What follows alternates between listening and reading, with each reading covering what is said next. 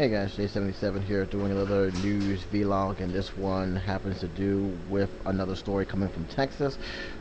This has to do with a former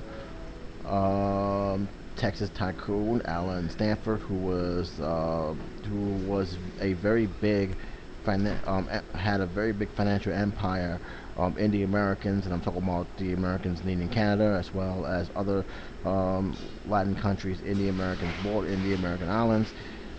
He was sentenced today to 110 years in prison for blanking investors out of more than $7 billion over the last 20 years. It was considered the largest Ponzi scheme in U.S. history.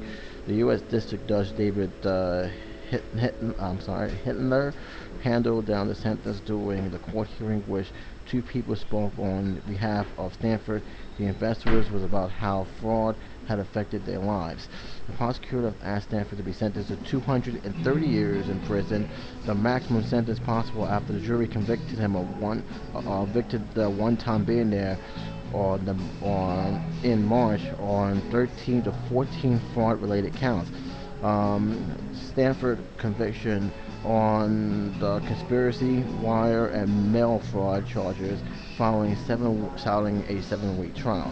Stanford attorney had asked for the maximum sentence of 41 months, a sentence that could have completed within 5 months because he has been in jail since his arrest since June 2009. During Thursday's sentencing hearing, Stanford gave a rumbling statement to the court in which he denied he did anything wrong, speaking more than 40 minutes.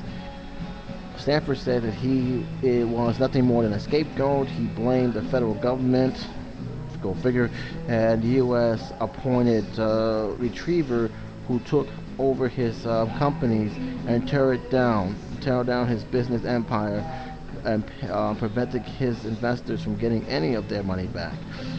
I'm not here to ask for sympathy or forgiveness, nor to throw myself at the mercy, Stanford told Hitler. I did not run a Ponzi scheme. I didn't defraud anybody.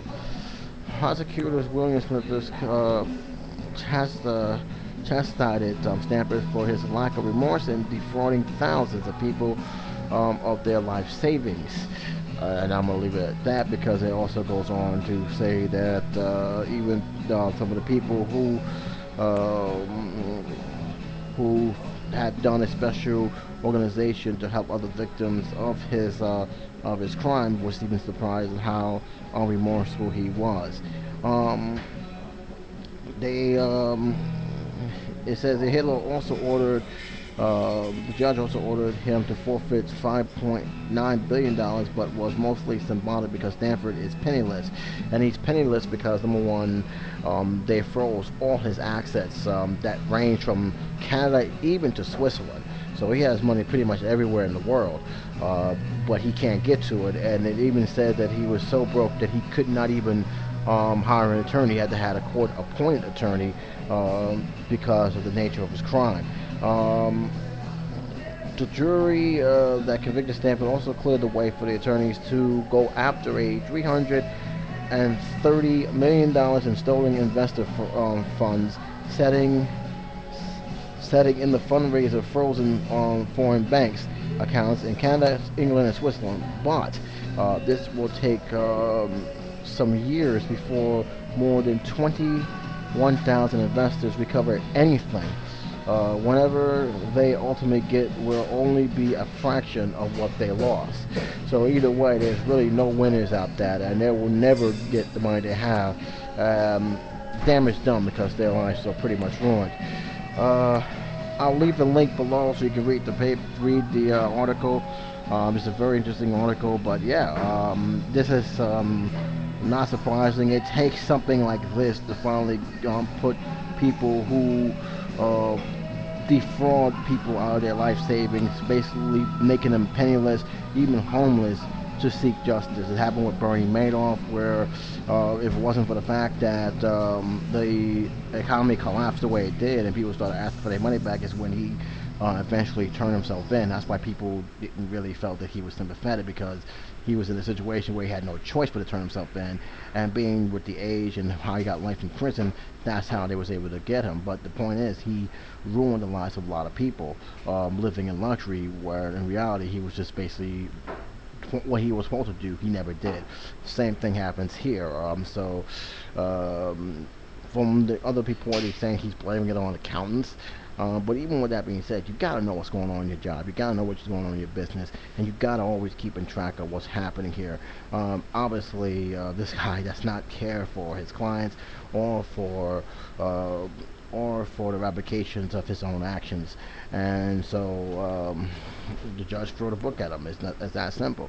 Um, whether you guys believe or not that it was justified, I'm gonna leave it up to guys, up to you. You guys can comment below, and you guys could voice your own opinion on it. But to me, he's just a small fraction of a lot of other people who suffer the same fate as he does, as his victim did. So believe me, there are more out there, and don't be surprised now with the way people are talking about how corporations run their business and how people invest in their hard-earned money, that you will hear more and more of these stories as it slowly popped up during the years. Because New York had a couple, they still have a trial of one in Long Island.